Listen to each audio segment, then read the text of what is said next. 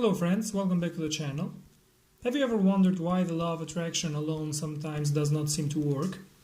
That's because there's so much more to it, and Bob Proctor, one of the world's most renowned teachers of success and personal growth, uncovered 11 forgotten laws that work together to unlock your true potential. In this video we'll break down what these 11 laws are, how they connect, and how you can apply them to transform your mindset, manifest abundance, and live the life you truly desire.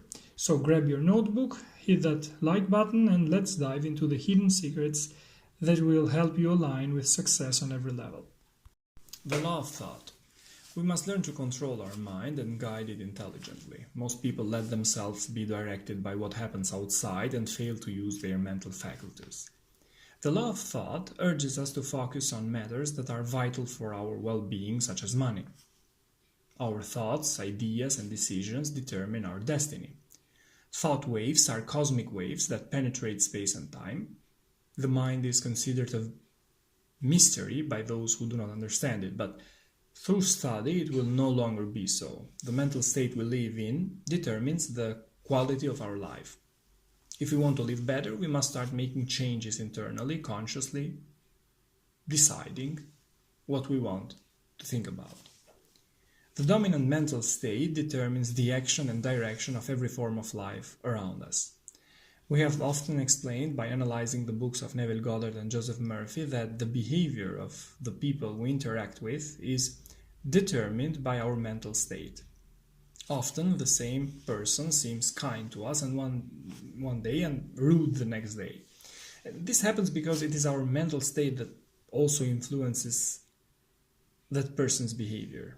The external world, circumstances, people, reflect what we nurture within ourselves.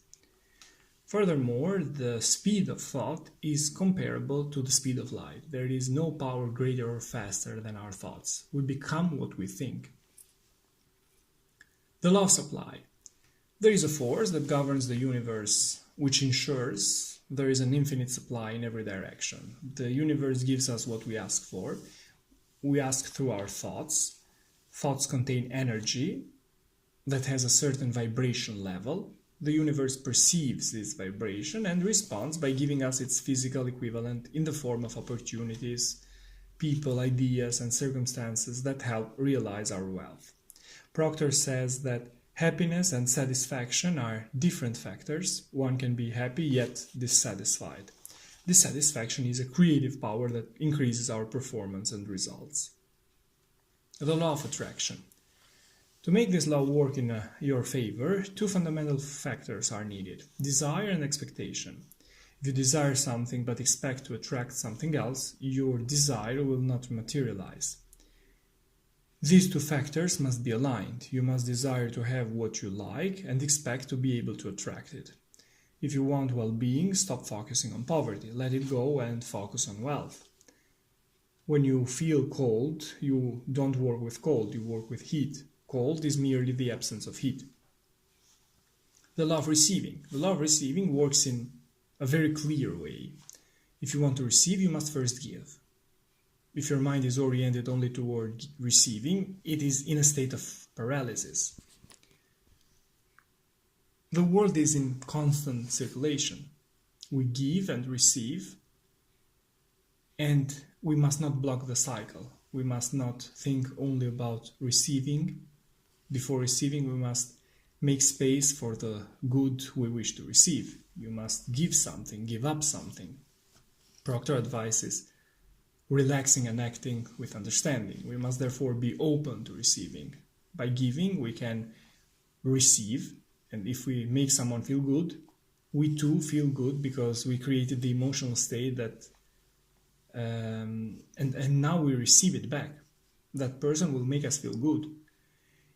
Continue giving your time, loyalty, and money, and you will always receive more. But be careful, we must give in a mental state of complete calm. The universe must not perceive a restriction, the effort, or hesitation to work at full capacity. We must therefore give willingly and receive kindly to use this law to our advantage. The law of increase.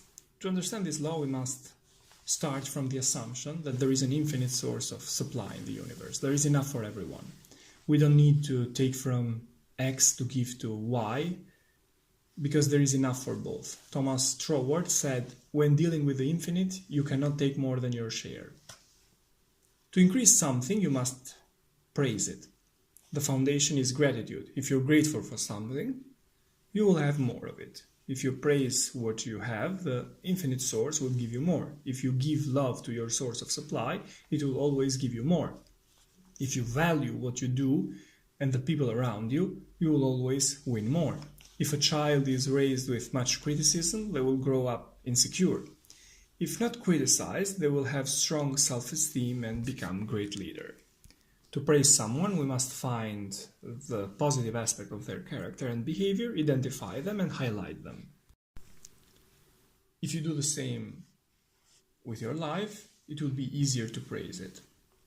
What we praise increases. The person you highlight positive traits to will always behave better toward you and show more positive traits. The same goes for life in general. If you're grateful for what you have, you will always receive more and in greater quantities. If you complain more, you will always have more reasons to complain. The law of compensation. You will reap what you sow. The law of compensation is based on 3 steps. The amount of money you receive will depend on the need in the market for what you can do, your ability to do it, and how difficult it is to replace you. If you work on these 3 factors to improve the quality of your work, you will start to receive better compensation. Complaining about how little you have won't help change things. You simply need to improve. This is the only solution. If you do more, you will be rewarded. Perhaps not by your current job, but surely by other sources. Maybe things at home will improve or someone will offer you a better job than your current one. You must think on a macro level. You can give and receive in different ways, and you must absolutely understand this, otherwise you won't be aware of what's happening in every area of your life. Find who does your job better than you and study them. Why is all this happening? What do they do differently? How can you learn from them? The law of non-resistance. Whenever we do something, we will always encounter obstacles. If there were none, it would mean we are heading in the wrong direction. If someone insults you, let them vent and release all their negativity. Do not respond in the same way. Do not attack and do not defend yourself. If you do, you might win the battle but lose the war. If you resist, the evil persists. If you don't resist, your journey will be beautiful. Remember, reacting is a habit, but responding requires thinking. Remember that we cannot stand still in life. We either move forward or backward. If we respect these laws, we will move forward. If we do not, we will fall behind. The law of forgiveness. Guilt and resentment are some of the most destructive feelings a human being can experience. They are hard to push away. It is important to forgive. What does forgiveness mean? It means to completely let go. Only then will guilt and resentment disappear.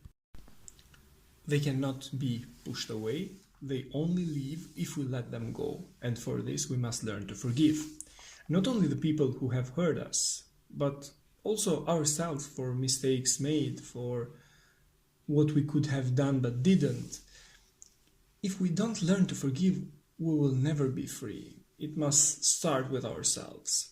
By learning to forgive yourself, you must be aware of the fact that you will be more capable of forgiving others. And this is the key. You must do this to live well and especially to stay healthy, because these negative feelings are sources of serious illnesses if carried for many years.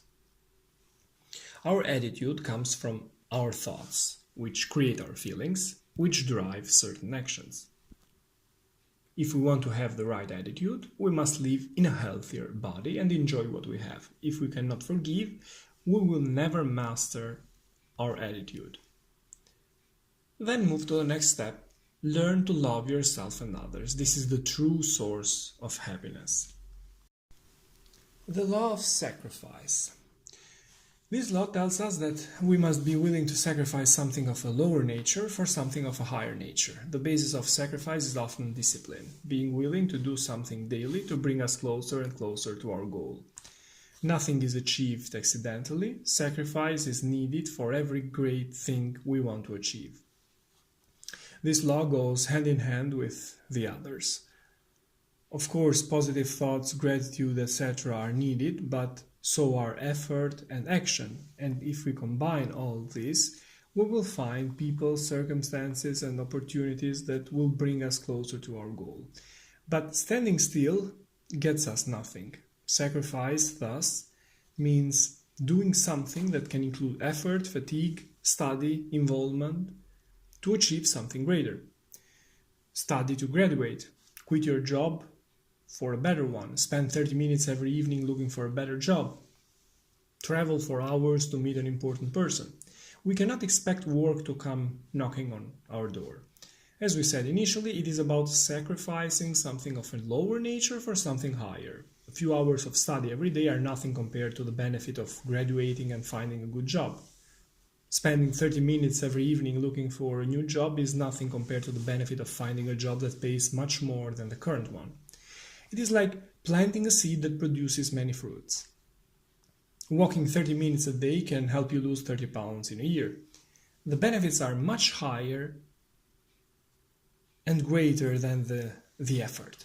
Discipline and persistence are conscious choices that bring incredible results in our life.